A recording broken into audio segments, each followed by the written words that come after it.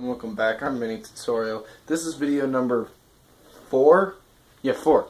And today I'm going to show you what I teased at in my last video, which was Nightwing Eschromatics strength test, where I had my best friend drum with these puppies. And you can see my next build in progress right here. Not going to share what that is quite yet. But anyway, guys, let's get on to it and show you all how I made my cardboard Colt Python.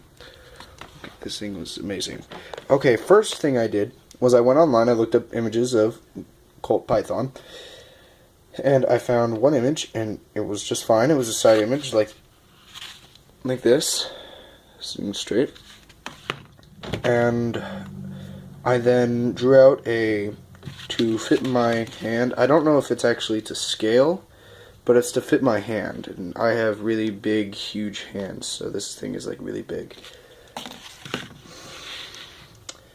So I then traced it out onto cardboard. Well, I traced the main body out into cardboard, put it into 5 layers. The trigger guard is on the center layer, and the trigger and hammer were also meant to be, and these do not move at all. Well, this kind of does, but that's just because it's loose cardboard. It's not as firmly stuck on there. But I still wouldn't recommend pulling it all the way back. I mean, I can do that for it, but you can't pull the hammer back. So I made 5 layers, and once I got the top layer on, I cut out a little space for the barrel to go, which is the same paper I used in the Nightwing Eschromatics to create the bar. The 98-pound paper is just, kind of rolled up right there, and it's a tube. And there's a slot in here which you can't see because the drum covers it up. And this fit in, and I glued it in there. And then I cut 2 little slits on the top and bottom. You can see the line there, and the same on the other side, where I fit the edges of this cardboard in and glued it. And then I took little pieces of paper, put them down on the front and back, and it works really well. It just looks really cool. And then I tight rolled a small piece of notebook paper, glued it on there. I had to put some masking tape on the end because it wasn't fitting, but I kind of like that because it adds a bit of depth to it. It makes it just seem a little bit bigger there at the end, and it's not too much, but just enough to where I like it. And then I traced out the handle again on 2 other pieces of cardboard. And what I did there was, I actually was able to make it to where the edges curved in. Like you can see there, it's pinched. And I did that because you can see where I drew it on here.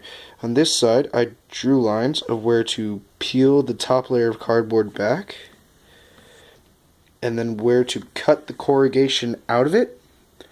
And then I glued it down here. Like you can really see right there where it glued down and how it did it, and it looks really cool.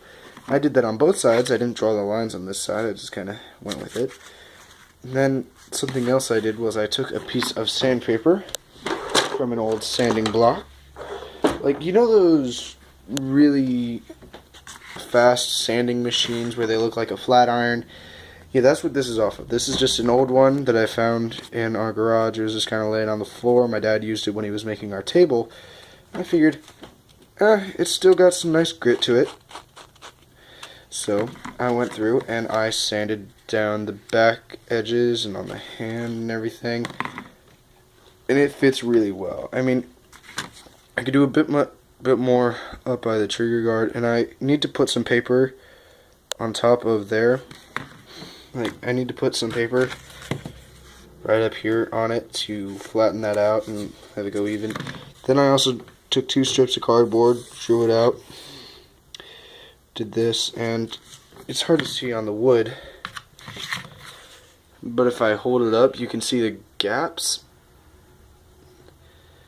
that I cut there, and also you can see the remnants of where I cut a notch, where I cut in a notch for each piece of cardboard for the sight to go, and down there.